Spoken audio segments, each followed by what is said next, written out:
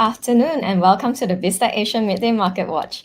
I'm Samantha Voon and it's the Thursday, the 30th of May. Our guest today is Jeffrey again, an independent market analyst. Welcome to the show. Good to see you again today, Jeff. Lovely to be here on the other side of the fence, Samantha. All right, first let's look at the performance of the Asian stock market today. We have in Japan the Nikkei 225 down 1.11%. In Shanghai, the composite is down 0.24%. In Hong Kong, the Hang Seng is down 1.26%. In Australia, the ASX is down 0.49%. In South Korea, the Kospi is down 1.42%. The STI is down 0.28%. And in KL, it is up 0.15%. Jeff, what is happening to the markets today?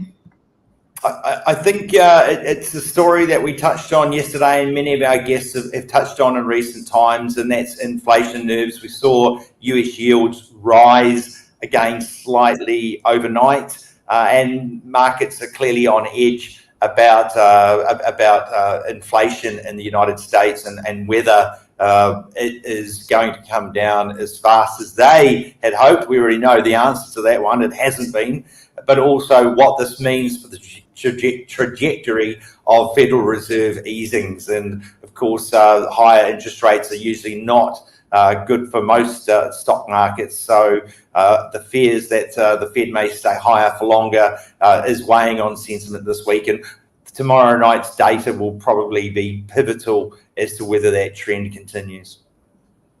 Mm-hmm. Okay, so Jeff, the dollar-yen pair is hovering around 157 this morning, with the yen persistently weak in the face of the US dollar strength. Do you believe that more intervention is on the cards, the dollar-yen interventions? I don't think Japanese authorities are going to start.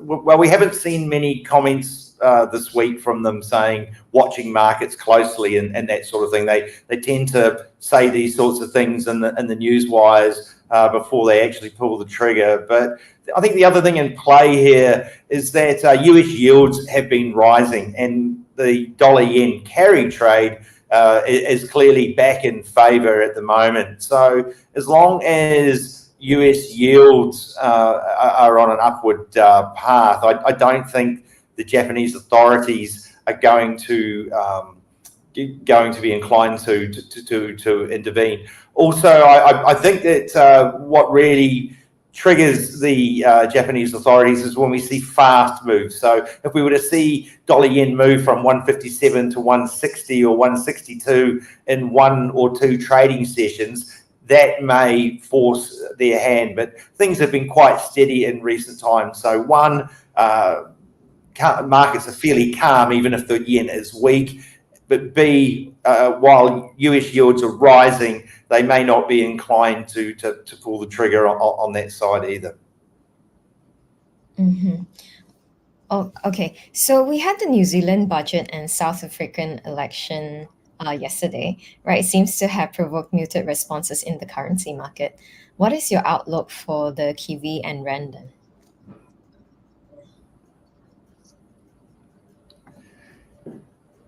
Yeah, I seem to be losing you there a bit.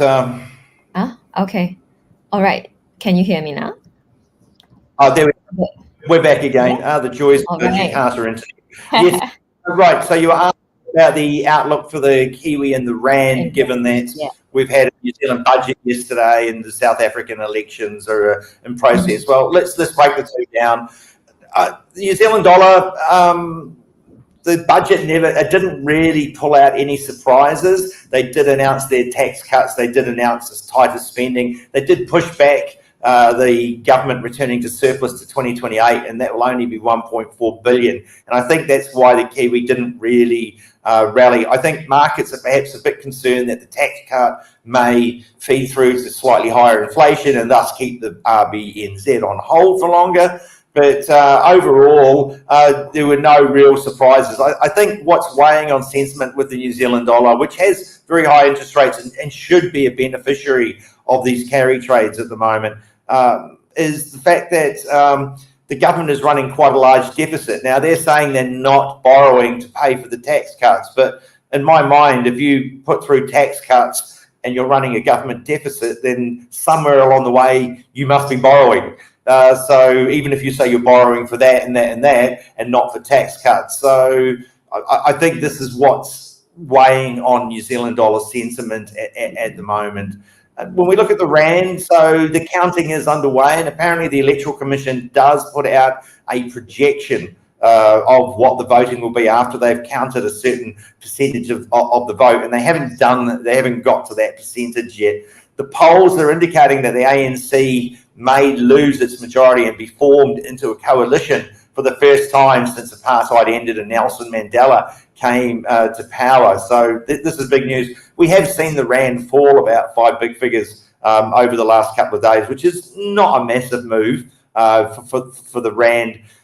But if the voting actually does indicate that the ANC has lost its majority power, then its majority in government and is forced into a coalition, that may put their economic reform agenda in peril, and I do believe that may weigh on rand sentiment. So I think right now the markets are waiting for these projections to arrive, and if that case has come to pass, we're going to see some pressure on the rand.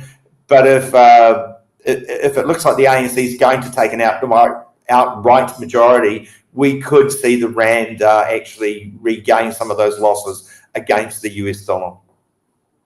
Mm-hmm. Thanks, Jeffrey. So before we close today, what else is on your data calendar before the week closes, Jeff? Well, tonight we've got US GDP, but I think what's going to be more important is the initial jobless claims. So if that comes out on the weaker side of expectations, that may give some short-term relief to these Federal Reserve bears, so to speak. Less jobs around should theoretically flow into weaker wages, which then flows into weaker inflation theoretically. So that may provide some sort of respite if we get a negative number if we get a bad number for the initial jobless claims tonight. Tomorrow we have Chinese industrial production. I believe it's the PMIs, and that should be good for some short-term volatility around the markets. The manufacturing and non-manufacturing PMIs from the National Bureau of Statistics. Markets again, if that comes in at a poor number, we're expecting 50.5 for the manufacturing PMI. If that was to sink below 50, which would be contractionary, we're probably going to see some negative reactions in the China stock markets tomorrow around that, because that would sort of mollify this thought of this China hitting the bottom / recovery. The big number, of course, is going to be the US personal consumption and expenditure numbers tomorrow night. And if that's a big number, higher than expectations, then more rate cutting bets are going to be taken off the table from the Fed, which would theoretically, if we look at the price action this week, mean potentially weaker US stock markets and higher yields, theoretically. Conversely, if we see a much lower numbers than expected, then those rate cut bets are going to get put back on, and that should theoretically be positive for equities and give them a firm start to the week, finish to the week. Really, it's all coming down to these US numbers tomorrow evening. Mm-hmm. Looks like we have a lot to watch out for this before the week closes. Indeed, we do. Right. Thanks for speaking to us, Jeff. Always a pleasure, Samantha. We've been speaking to Jeffrey Halley, independent market analyst on BizTech Asian Midday Market Watch. I'm Samantha Voon. And this video and podcast will be on our website, www.biztech.asia, and our social media platforms. It will be on our syndications partners' TV stations, radio stations, and website. Thanks for tuning in.